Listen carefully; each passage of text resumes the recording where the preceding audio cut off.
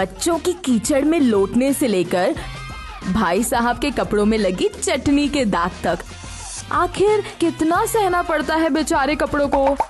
पर अब कपड़े साफ करना हो गया है इजी, क्योंकि नागपुर में पहली बार इंट्रोड्यूस हुआ है लॉन्ड्री इजी, जो करता है पर केजीज में क्लॉथ वॉश से लेकर dry clean, premium laundry, steam iron and much more, वो भी हाइजीन का पूरा ध्यान रखते हुए। लॉन्ड्री इजी करता है आपके कपड़े free pickup and drop. Contact 7066290007। Laundry easy, one stop solution for all your laundry needs. आप देख रहे हैं पार्थशर समाचार, सत्य परमो धर्म। राज्य के स्वास्थ्य मंत्री राजेश टोपे ने सूचित किया है कि लॉकडाउन से पहले जनता को पूर्व सूचना दी जाएगी। वो जालौन में एक संवाददाता सम्मेलन में बोल रहे थे। वित्त मंत्री अजीत पवार और स्वास्थ्य मंत्री राजेश टोपे के बीच आज एक बैठक हुई। उस समय लॉकडाउन की समस्याओं पर चर्चा की गई थी। इस बीच टोपे ने कहा कि जनता को लॉकडाउन को ध्यान में रखना चाहिए और लॉकडाउन से पहले जनता को पर्याप्त समय और अग्रिम सूचना दी जाएगी। शिक्षा मंत्री वर्षा गायकवाड़ ने कोरोना संकट की पृष्ठभूमि पर 10वीं 12वीं की बोर्ड परीक्षा स्थगित करने की घोषणा की है। शिक्षा मंत्री वर्षा गायकवाड़ और मुख्यमंत्री उद्धव ठाकरे के बीच आज एक महत्वपूर्ण बैठक हुई। बैठक में राज्य में तालाबंदी की पृष्ठभूमि के खिलाफ 10वीं और 12वीं की अनुसूची को बदलने पर चर्चा हुई। अब 10वीं की परीक्षा जून में और 12वीं की परीक्षा मई के अंत में आयोजित की जाएगी।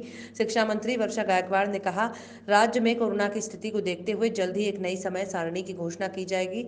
जिला योजना समिति की 30% धनराशि को कोरोना के उपायों के लिए उपयोग करने की अनुमति। अजीत पवार के निर्णय कोरोना के खिलाफ लड़ाई को और अधिक प्रभावी बनाने के लिए जिला योजना समिति के 30% धन का उपयोग कोरोना रोकथाम के उपायों के लिए करने की अनुमति दी जाएगी। रेमेडियल दवा वितरकों के माध्यम से सीधे अस्पतालों में पहुंचाई जाएगी, खुदरा विक्रेताओं के माध्यम से नहीं। वहां केवल जरूरतमंद मरीजों का इस्तेमाल किया जाएगा। कलेक्टर इसे नियंत्रित करेंगे। अगले पखवाड़े कोरोना के खिलाफ लड़ाई में महत्वपूर्ण है। इस समय के दौरान रोगियों को बेड, वेंटिलेटर, ऑक्सीजन उपचार आदि का प्रावधान युद्ध के मैदान पर किया जाना चाहिए।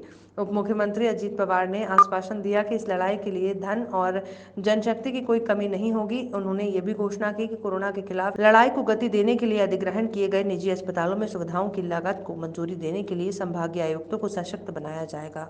माझे मित्र राजेश नायडू यांनी हिंदी पोर्टल व यूट्यूब चॅनल पार्थशर समाचार हे चालू केलेलं आहे। या चॅनलच्या मार्फत समाजातील वाईट प्रवृत्तीवर अंकुश ठेवण्यासाठी ते नेहमी सदैव प्रयत्न करत राहतील अशी मी माझ्या शुभेच्छा देतो। माझे मित्र राजेश नायडू नेहमी सामोर राहून सामाजिक कार्यात अग्रेसर राहणारे व या चॅनलच्या मार्फत, न्यूज पोर्टलच्या मार्फत समाजातील वाईट प्रवृत्तीवर लगाम घालण्यात यशस्वी होतील। धन्यवाद।